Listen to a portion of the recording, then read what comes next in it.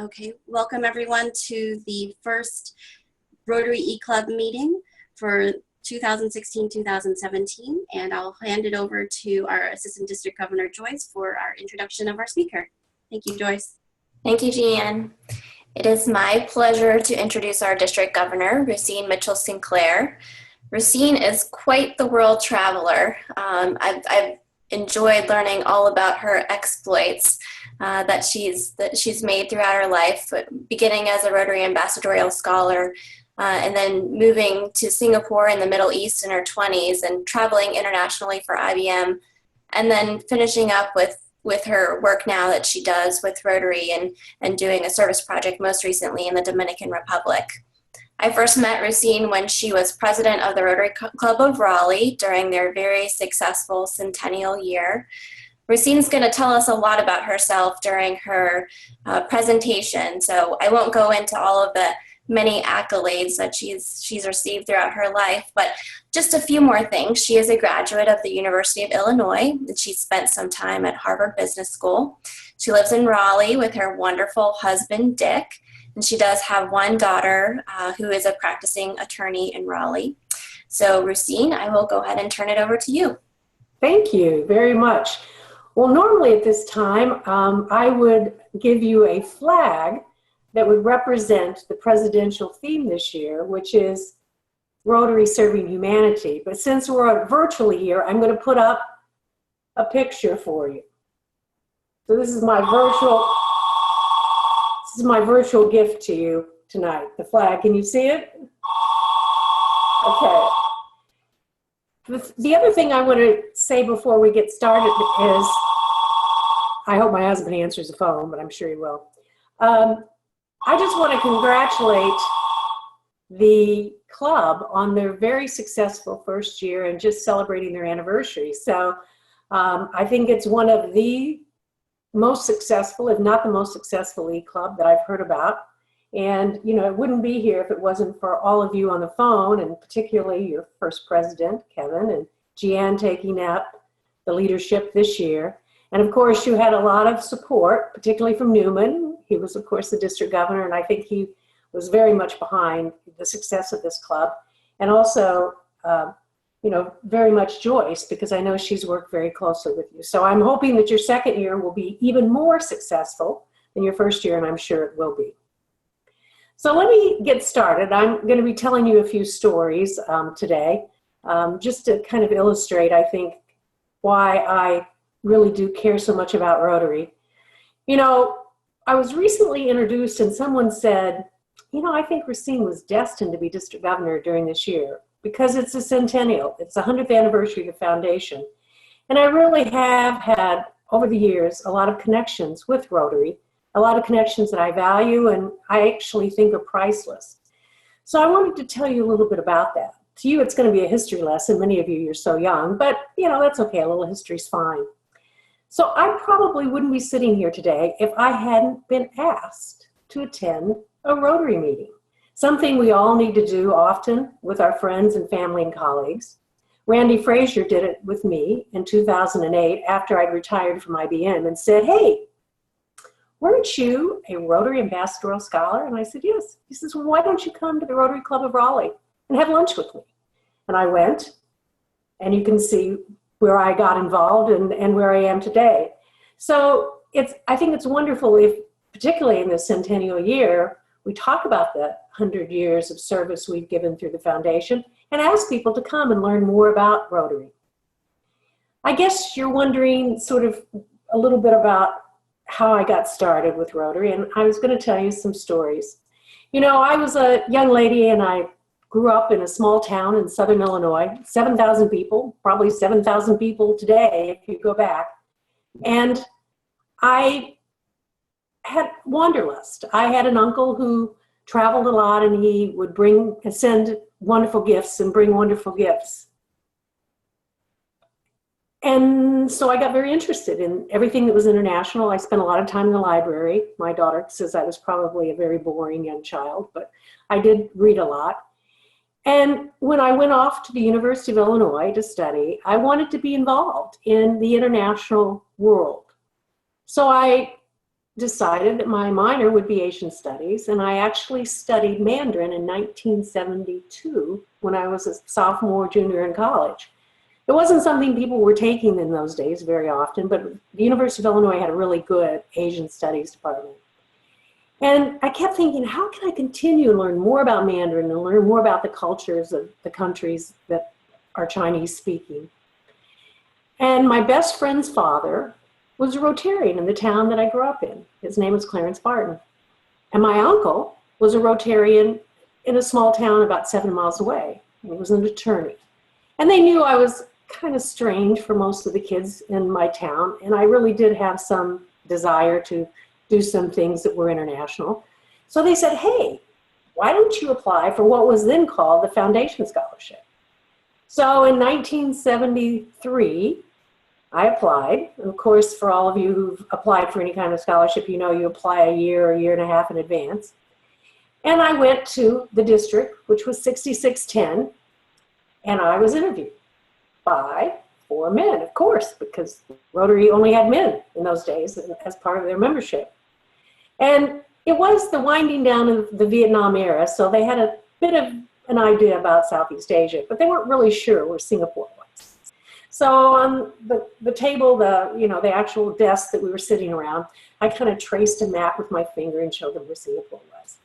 And so after I interviewed, one gentleman looked at me and he said, you know, if the little lady wants to go to Singapore, I think we should send her. And that was how I was selected to become a Rotary Scholar. So I set off for Singapore in the spring of '74, and I was supposed to be met by the president of the Rotary Club of Singapore. It was the oldest club in town. It was kind of the main club. I got to the airport, and I didn't see the gentleman. His name was Mr. Barretto, and he was supposed to be there. All I saw was a very petite Eurasian woman holding the hand of a 5-year-old boy, and she looked very sad. So she said, are you Rusine Mitchell? And I said, yes, I am. And she said, well, I'm here to meet you. And I said, oh, where's your husband? She said, he died 2 days ago of a heart attack. So I was just floored at this, didn't know what was going to happen to me. But as usual, the family of Rotary takes care of everything, and they had surrounded her with help, and they had found another place for me to go to stay for a week or two until school started. This kind of sounds familiar with sometimes with our Peace Fellows. We do the same thing here currently with our Peace Fellows. So I was taken to the home of a gentleman named Tang Pengyi, and he was a retired minister in the cabinet of Prime Minister Lee Kuan Yew in Singapore. I was rather awestruck since I wrote my honors thesis on Lee Kuan Yew and the Singapore government to meet someone who's actually part of the cabinet. And they kept me for a day or two, and then they said, well, we really, they were elderly, and they said, we really, can't do this, so we're going to send you to stay with our son. And their son was an English-educated engineer, and he was the chief engineer for the Changi Airport, which is now the current airport that was built that.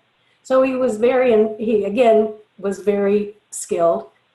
But unfortunately, or fortunately, I guess for him, he had only been married for a couple of weeks, which made it an awkward situation.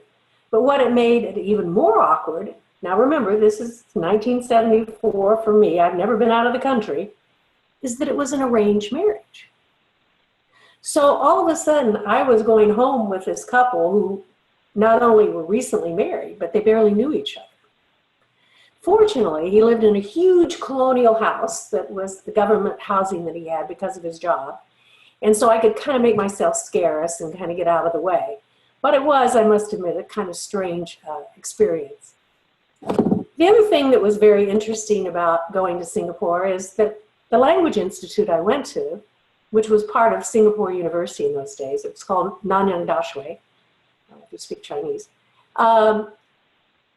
it was filled with students from all over the world, including about 20 Russian government employees in their 30s and 40s, scholars and diplomats, because there was really no place else to send them to perfect their Mandarin.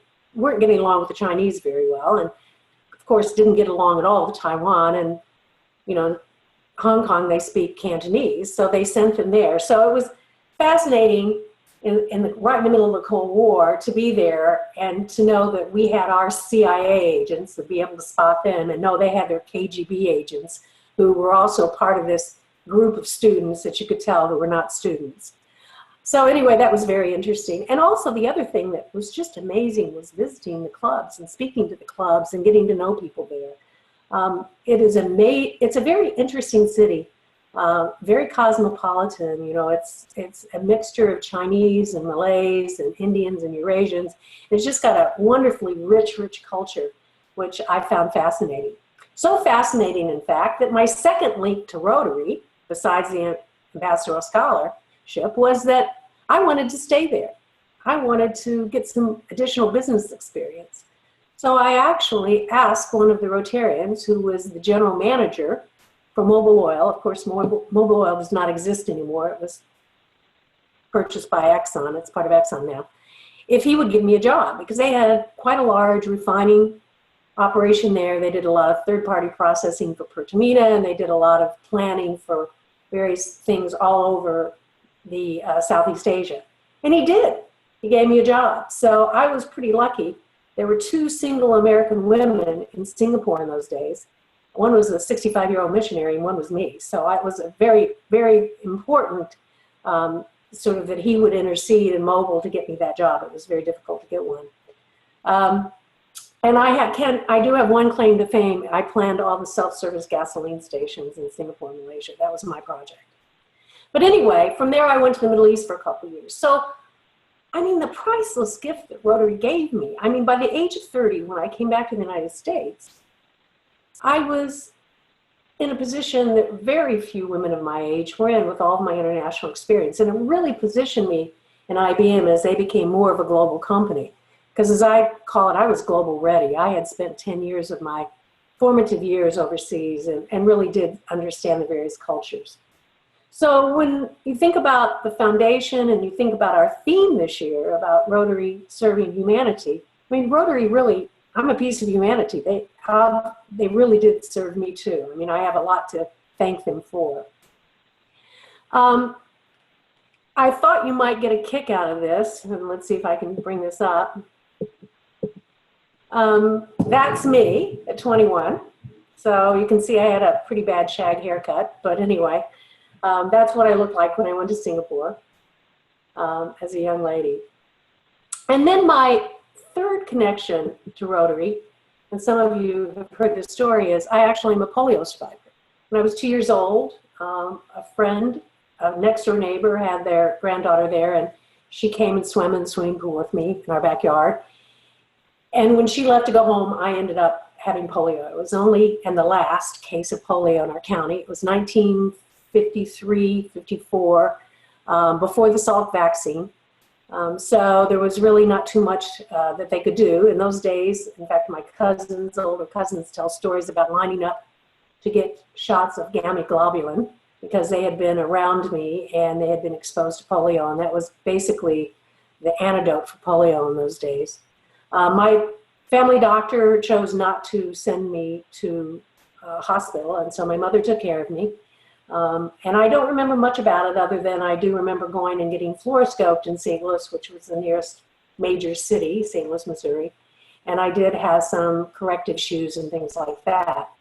But what an exciting year for me if they can eradicate polio. I mean, I would never want anyone else to have that disease, even though I have very little, at least currently, very little effects from it.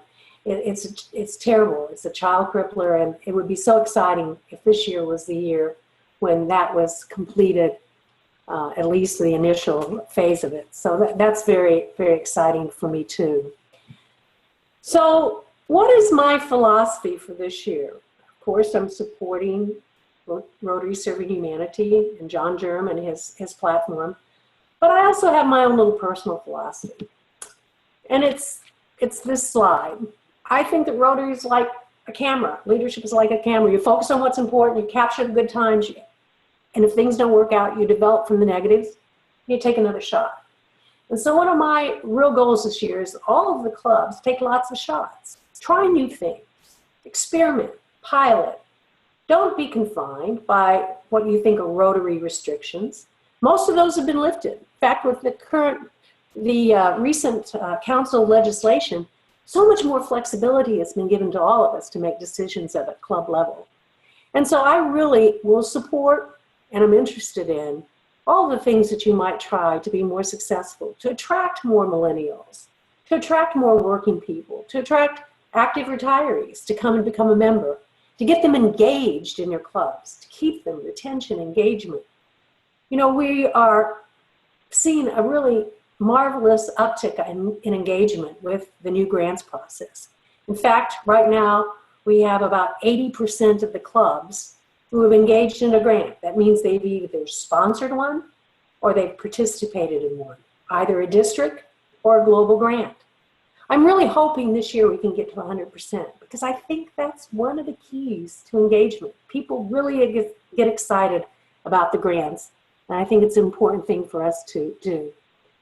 You know, with the 100th anniversary, the other thing that I hope you will do is to think about your public relations. There are so many opportunities to talk about the 100th. There's so many opportunities to put together projects that support the 100th. And going to your media, whether it's social media or traditional media, getting into on television, I think that this is a year when we really do have a story and we really do have a byline that's interesting to our media. And anytime that we get an opportunity, we should participate. I know you're very active in social media, and I think that's great. But I think also being able to get some television coverage and some things like that would be also very, very good for our district. I also want to let you know that I am willing to speak to other groups. I have the time, fortunately. I am retired, so I can do that. Probably need to get through my district visits first, but I'll be doing that in a month or so. So if you ever need a speaker, I would be pleased to join your event. And I can promise you that you will get a lot of Rotary in the conversation. It will be about Rotary. Well, you know, we need to, of course, have some measurements this year. And thanks to Newman, he did some great charts. I do take a little credit for him. I told him I thought he should have some measurement charts, but he was the one who developed all of them. And so I thought they were very attractive, and I would use them. I'm a great believer in using good things, sharing good things. So we have membership is one of our goals for this year. We are staying with 2,000 because, yes, we did achieve 2,000 last year, but as sometimes happens, clubs are not very good at their housekeeping. And so at the end of the year, there are a lot of adjustments in their members. And so we did take a drop. And I thought 2,000 was a good goal to try to not only achieve, but hopefully, if we can get our clubs to be a little better about their housekeeping, we'll be a little more consistent at the end of the year. That would be one of my hopes too this year. And since it's the foundation year, we want to really support the foundation. We want to not only support it from talking about it and being active and having events, but we want to think about special gifts. It's a wonderful year to plan either as a club or as individuals to support the foundation. And there's so many ways to do it. You can do it through the annual fund, which of course has a benefit to us in that money comes back in 3 years, 50% of it to support future grants.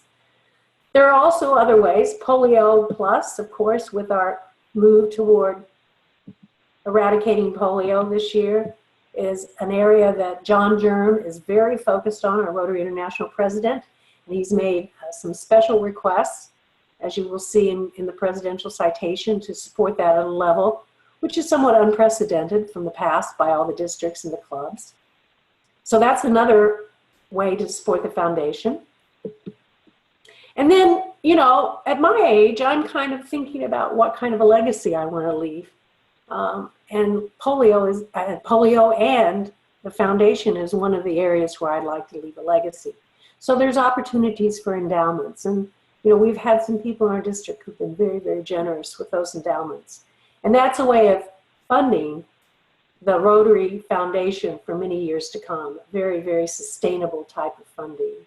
So I hope that you'll think about those things as you move through the year. So we have these big goals, but we need to have a fun way of sort of getting involved, everybody involved. These are district goals. We all roll up to the district, but I wanted to bring it down to the Rotarian and actually to the club level. This year, John Germ chose as the name, the nickname that he gave his district governors and his presidents, the All-Stars. So we are All-Stars, and if I was there tonight, you would see Joyce, red, Chuck Taylor, low top, All-Star tennis shoes. But since I'm here at home, I think it would be a little bit unladylike to stick my leg up in the air. So you'll just have to come to a district event or to our district conference to see me in those red tennis shoes. And I know Joyce has a pair too. Thanks, Joyce, for wearing yours so frequently. So I decided it would be a good idea if we had an all-star challenge for our Rotarians. And I really want to make it achievable. I want to see lots of Rotarians make this. And so I think it's a very basic, supports all of our goals, and still a very, very attainable type of set of goals. And it goes through the end of the year because our presidential citation this year goes through the end of the year. So I thought we should make them time out together. But it's bring a new member to the Rotary team. We need membership. We need new members. So if you as a Rotarian bring a new member onto the team, you perform just one act of service, and you contribute to beating our nemesis polio by $30, and a minimum $30. You become an all-star Rotarian. And for that, there is a special pin, and I will show that to you, that you will get, which represents not only our theme for the year, but also the star, and also the insignia saying you're an all-star. I think it's kind of a fun theme.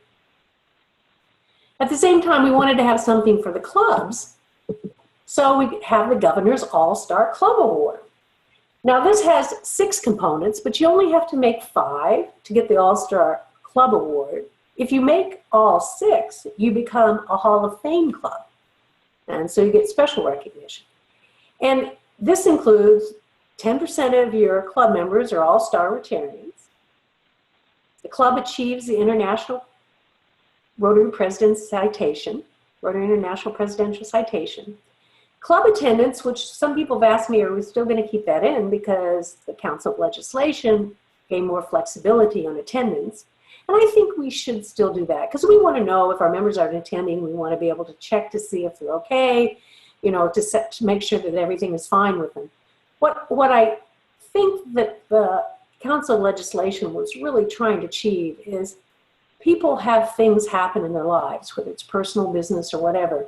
And I don't think we should ever tell someone that they can't be a Rotarian if they can't get to every meeting. And so I think that was the spirit of that change, more than the fact that we do want people to attend. So we're going to still keep this one in. Of course, you only have to do 5 to get the citation. So if you, but I understand Zoom is really good at taking attendance. So Jan, I think you've got a way of doing that now. So we're going to keep that one in. And then $30 per member to Polio Plus, as well as $100 per capita to the Rotary Foundation. And then the last one is kind of a unique one for this year, and it has to do with our desire to get as many District 7710 Rotarians to the Rotary International Convention in Atlanta, June 10th through the 14th. So what we've asked is that 10% of your membership, so if you had 20 members, that would be 2.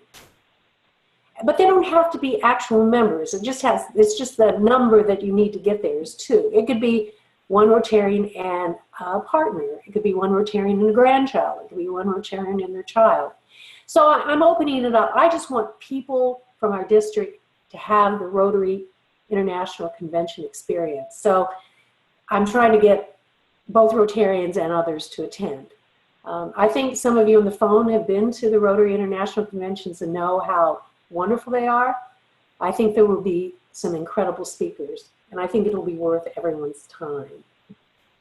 The other thing that we're having on April 7th and 8th is the district conference. It is in district. It means you do not have to spend the night in a hotel. I think it's going to be very affordable. I'm hoping we're going to get lots of Rotarians. It's going to be in downtown Raleigh at the Sheraton Hotel. There are a lot of things to do, so some of you may choose to spend the night. And we have rooms at a special rate for that. But we've got some great speakers. We're going to have a lot of interesting things. It's a great way of meeting Rotarians in the district and starting to build some ties with other clubs. And so I hope you will attend. We're also going to celebrate the 30th anniversary of Women in Rotary. Women were admitted into Rotary for the first time in 1987. So we're going to have a celebration that really recognizes the value and the importance of women being Rotarians, not only as a Rotarian, but also in Rotary leadership.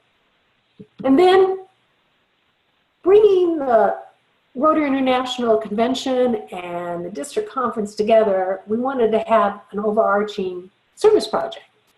So what we decided is it's a little over 400 miles to Atlanta. We need to get there. We wanted to do a service project that was meaningful to our clubs within their local cities. So we came up with the idea of doing athletic shoes, collecting athletic shoes for children who are in the foster system. We've partnered with the Children's Home Society, and they have actually even been able to break down the numbers and the ages by our main cities and areas. And that'll be coming out to each club. But what we want to do is collect new tennis shoes for probably middle school to high school students so that they'll have athletic shoes for the summer. You know, children that are in the foster system, while they do have foster parents and, you know, they are fed and housed, there's not always enough money for the extra things. And I've heard and learned that a lot of times in the summer they really don't have athletic shoes to play on teams or to even just go in a park and play outside. Kids' feet grow quickly, and so they grow out of those shoes pretty quick. So I think this is a fun project. We're going to walk to Atlanta by giving foster children shoes, and we're calling it Happy Feet. So we will actually bag the shoes at the district conference and put little notes in them to the children. And hopefully you will think about bringing, if you have children or friends or grandchildren, to help us with it, because I think it's a great way. Kids understand shoes. It's a great way of getting them involved in a service project that is meaningful to them also.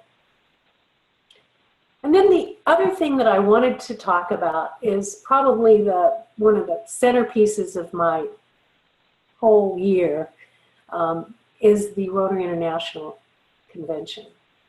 We have, I got an email yesterday, first time I got informed how many people signed up with the early registration. And we have 204 people signed up from the district, which is a great number. I'm hoping to get 400 before it's over.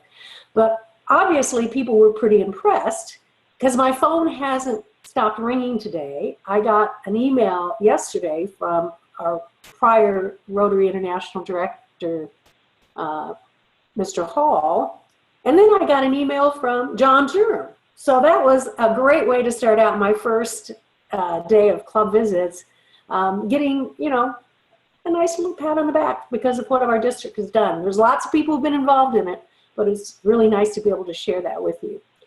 So we also have buses. We're on our second bus, and it's $125 to take the bus, and we'll leave on June 10th, probably in the morning, relatively early, and get back. We'll leave the actual convention after the closing ceremonies on the 14th and drive back, so we'll probably get back after midnight. We have a block of rooms.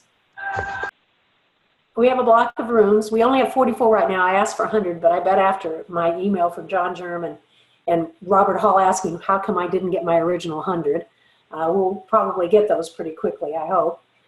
So if you are interested and you're pretty confident you're going, please send an email to Sharon Lassiter, and she's kind of managing the block of rooms.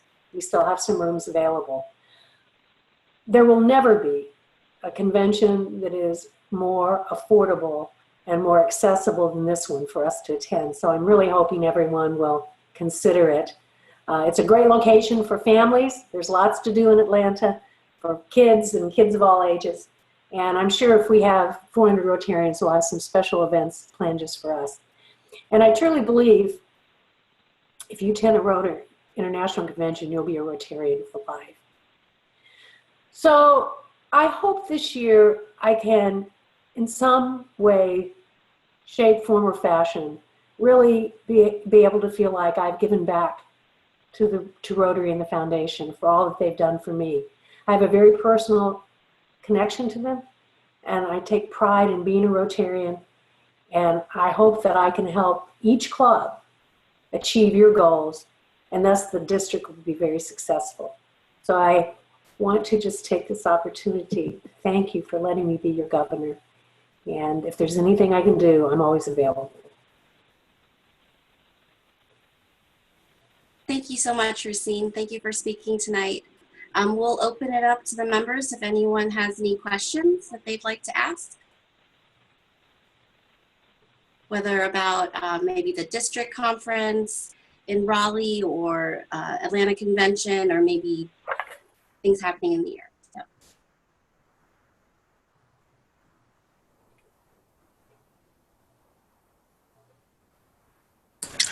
Well, while folks think about their questions, I just want to congratulate Rusine on getting over 200 people to register. That's fantastic news. We've never had so many people ever attend an international convention, and great job, Rusine. Well, it's not just me. It's definitely Sharon has been working on this, and Bob McCamey, and a lot of people have been very, very involved. So it just was a shot in the arm.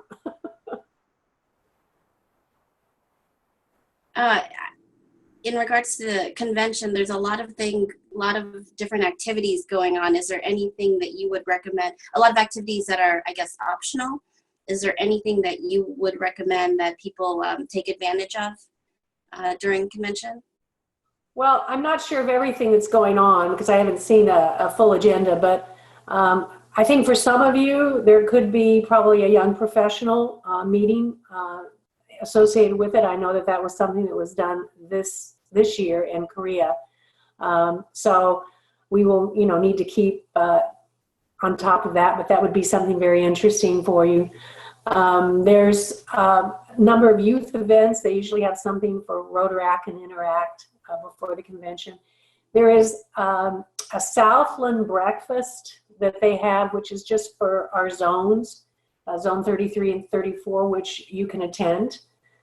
They're going to have a special showing of Gone with the Wind in like an old theater. There will be some hospitality by the local Rotary clubs, and of course that's yet to be determined, but those are usually a lot of fun. As I said, if we have as many Rotarians as I think we're going to have, I'm hoping that we can have a district event. I haven't been able to check yet, but if there's a Braves game, we might be able to go to that or do something, something special. It's a little early right now to start thinking about that. I do believe that they're going to have some wonderful speakers. I was in New Orleans in 2009, and Bill Gates spoke, and I would imagine that if he's available, he will probably speak, particularly with what we've done with the Foundation for Polio. I've heard rumors that if former President Jimmy Carter is well enough, he is getting a little bit older, that he will probably be there along with his wife and probably speak to us. The entertainment, I think, will be fabulous. But then there's lots of breakout sessions besides the main plenary sessions. I would imagine that we'll have 40 to 50,000 Rotarians from all over the world. It's like a United Nations. I mean, you walk through the House of Friendship and you see people dressed in all kinds of dress, native dress. Just the flag ceremony where they bring at the beginning of the first plenary session flags from all over the world, every country where there's Rotary, is a breathtaking experience. You can walk through the House of Friendship and find all kinds of possible partners for grants, both district and global grants. You can find fellowships just about for anything you can think of that you might be interested in as a hobby or avocation. Usually there's all kinds of exhibits from the countries, and then there's, of course, retail. I don't know if any of you saw the picture that I had made, but it was fun. In Korea, they allowed us, they had a place where you could dress up in a traditional outfit and have your picture made, and so that was a lot of fun. But there's always just, I mean, there's more things than you can possibly do, and it's just truly fascinating. The people you meet. The Dominican Republic trip actually started because of a meeting between Matthew and our friends in the Dominican Republic at the New Orleans convention. So, I mean, you meet people you just would never even imagine where it will go from there. Newman, you've been with them. Diana, you've been to many conventions. I don't know, they might have some comments. I agree. It's an experience unlike any other. It's worth, if you've never been to one, it's worth attending one. And there's never going to be a convention closer than Atlanta. So take advantage of the opportunity. Rusine, this is Kevin. I had a question. I was wondering, I know about the relationship that they've been developing with the Dominican Republic in that district. Are there other districts that that you have worked with, or that you feel that our district 7710 has a particularly close relationship with? At a district level, and of course Newman can add to this, I don't believe we've worked at a district level with anyone as closely as we have the Dominican Republic.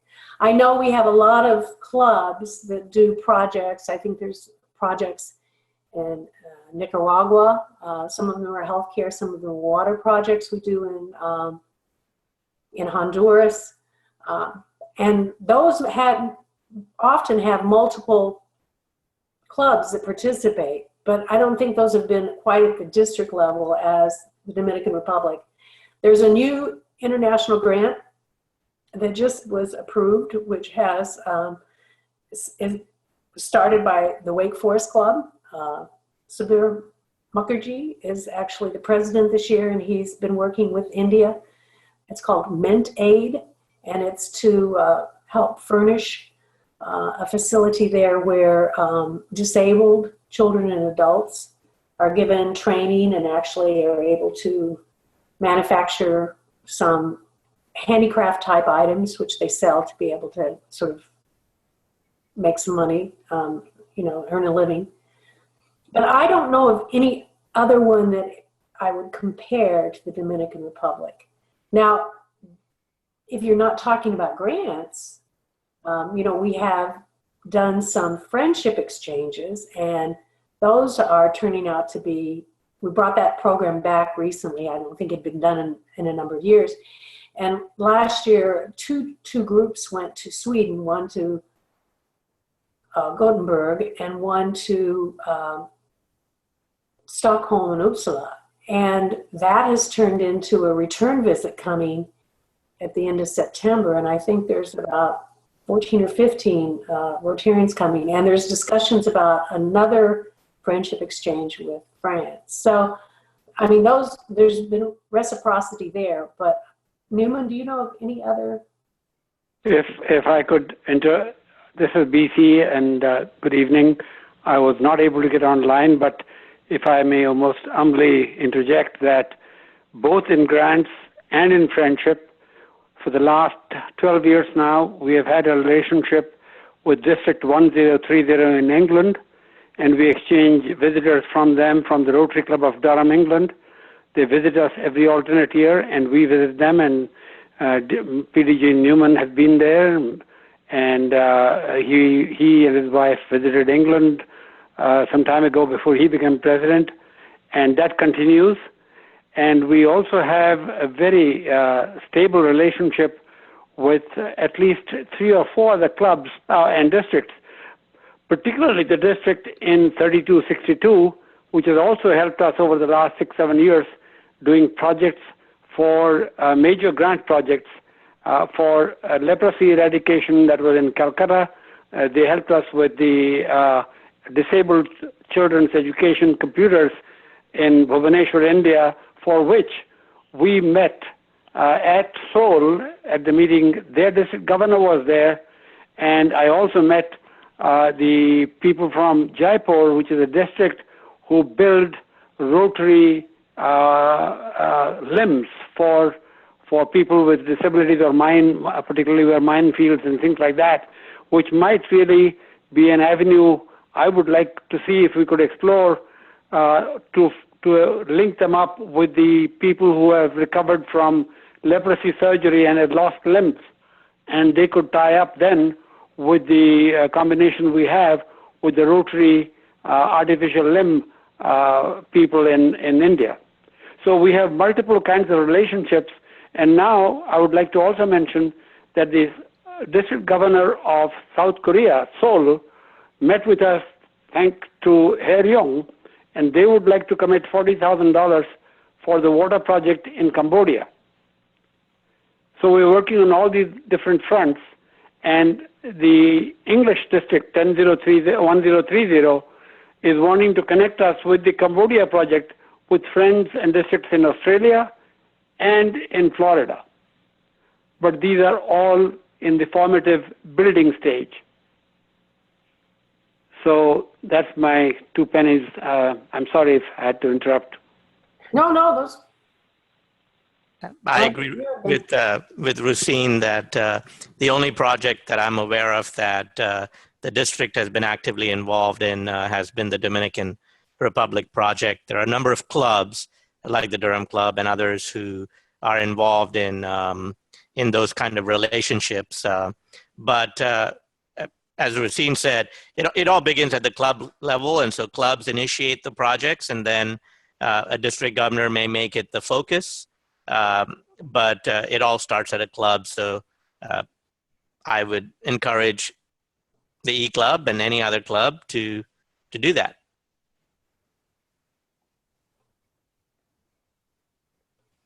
Any other questions? Comments?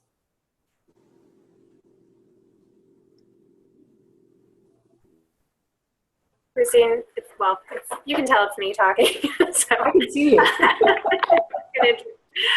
No, I really appreciated hearing your story, and yeah, it's really interesting to see how everyone kind of finds their way into Rotary. And this is just the end of my first year, and it's been really interesting hearing everybody's Rotary stories.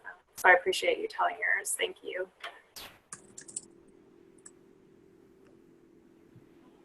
Yes, thank you, Rusine. Are there any other questions?